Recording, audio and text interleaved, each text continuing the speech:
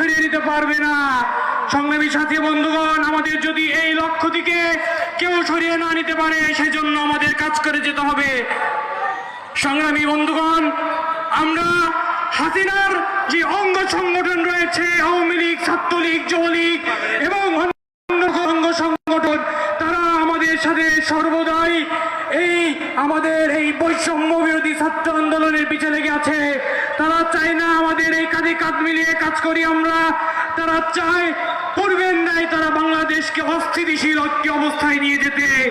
এজন্য আমরা পূর্বে একইভাবে আমাদের এই বিজয়ের পরবর্তী সময়গুলো কাঁধে কাঁধ মিলিয়ে